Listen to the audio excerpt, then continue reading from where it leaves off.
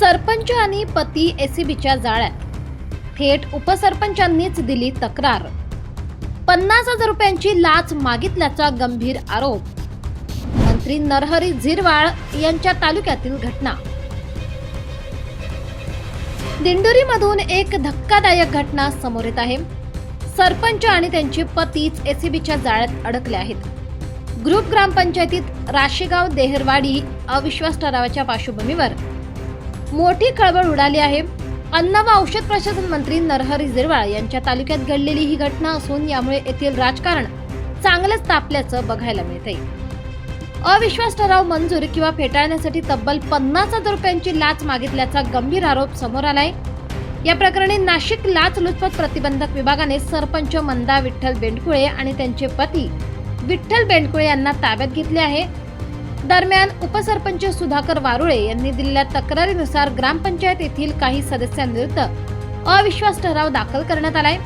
या ठरावावर 26 फेब्रुवारीला विशेष ग्रामसभेत चर्चा आणि मतदान होणार आहे. त्याच अनुषंगाने ठराव मंजूर करायचा किंवा मागे घ्यायचा असल्यास 50,000 रुपयांचा खर्च येईल असा दबाव सरपंच आणि त्यांच्या पतीकडून टाकण्यात येत असल्याचा आरोप करण्यात आलाय. विशेष म्हणजे मोबाईलद्वारे संपर्क साधून पैशांची मागणी करण्यात आली असल्याची माहिती आहे. याविषयी उपसरपंच सुधाकर वारुळे यांनी अधिक माहिती दिली आहे.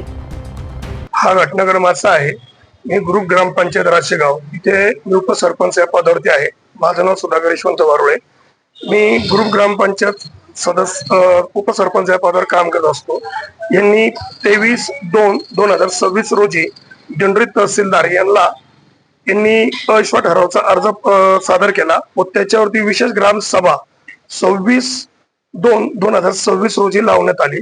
व त्यावेळी ग्रामसभेवर अविश्वास ठराव जर तुम्हाला करायचा नसेल तर तुम्ही आम्हाला 50,000 रुपयाची यांनी माझ्याकडे पैशाची लालच मागितली.